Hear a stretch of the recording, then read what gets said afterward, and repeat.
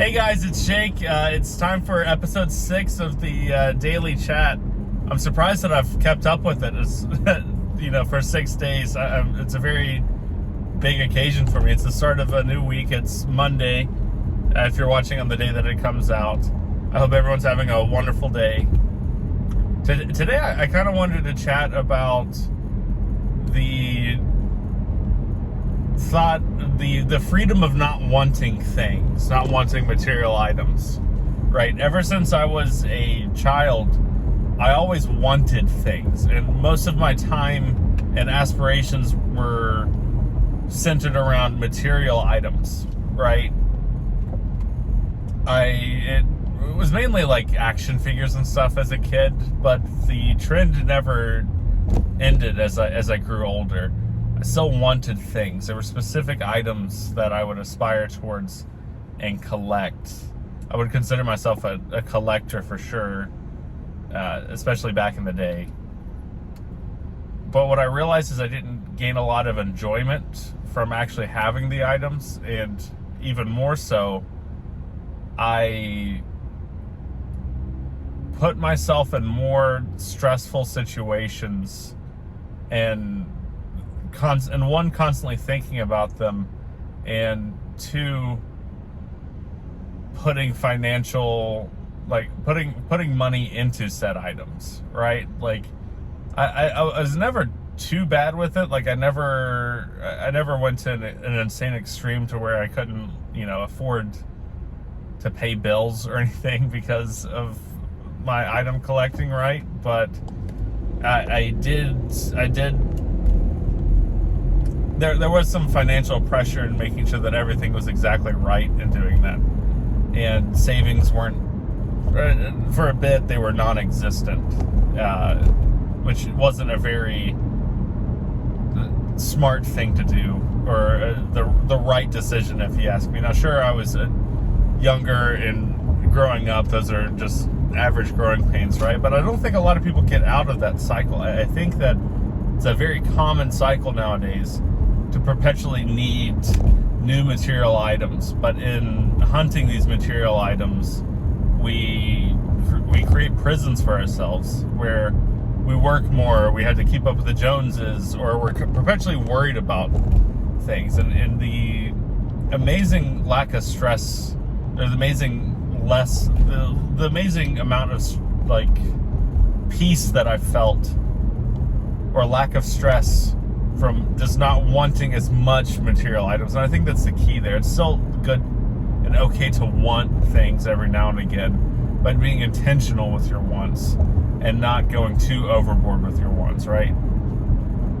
I only give myself a budget of like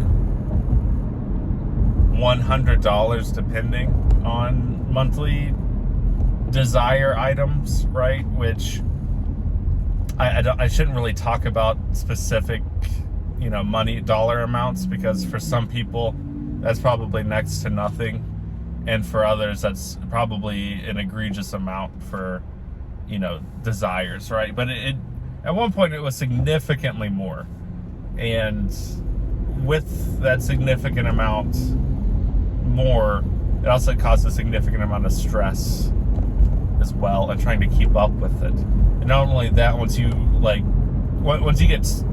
get bit with the bug of desire, the desire does nothing but grow. It's a loop. It's a self-fulfilling cycle, right?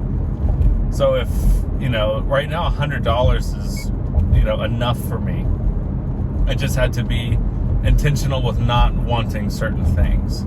Not wanting something is just as great as having something for me now, which I think is a very beautiful thing. But at some point I would be dropping $500 a month like it was nothing, and then the itch was, well, how about $1,000, right? Which is an insane prospect. Thankfully, I'm not in that cycle anymore. I kind of jumped out of it. A big thing was Magic the Gathering. I got into it like really hardcore, so like at the beginning of last year, And not to blame like Magic the Gathering. I think that a lot of people engage with the hobby in very intelligent ways, and they aren't trapped in like a cycle of needing things, right? It's more so my addiction to having things than the game itself. I want to preface that. But I think the biggest setback for me was not engaging with the game, but my intentionality with my engagement, right? I would buy certain things on a whim. And the main thing is, like, I wouldn't use most of the items for actual collecting, right? Like, I would buy the packs for the hit, for, like, trying to get, like, the random chase cards and stuff, only to sell the cards to buy more, right?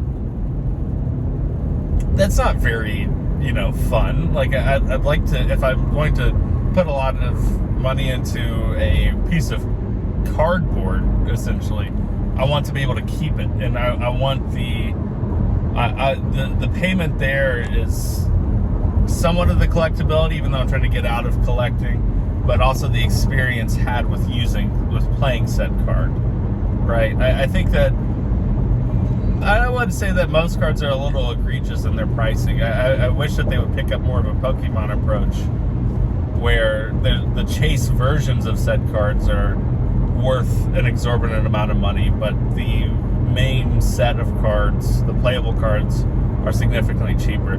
I don't think we'll see that model come out of Magic the Gathering, unfortunately, but that's also okay, right? I just have an overwhelming amount of peace and clarity in my life now, and I implore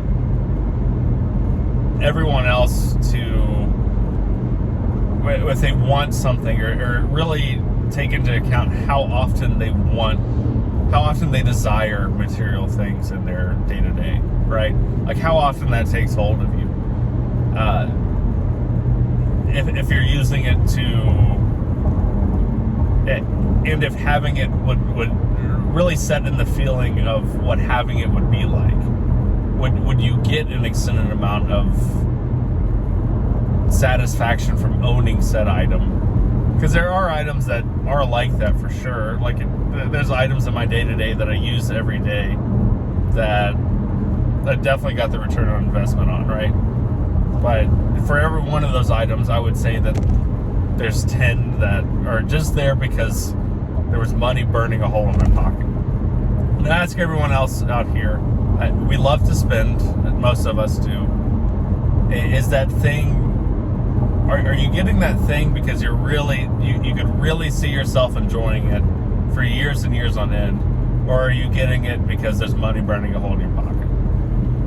And then ask yourself, where else could that money be spent? Sure, less flashy and less exciting in something like savings or something like that, or making an extra, payment on your mortgage. But I think that you get just as much from doing that.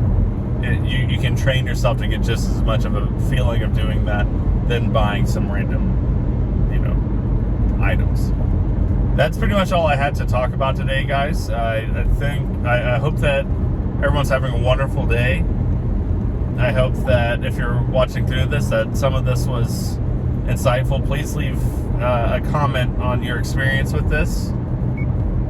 I want to hear what everyone thinks about this subject.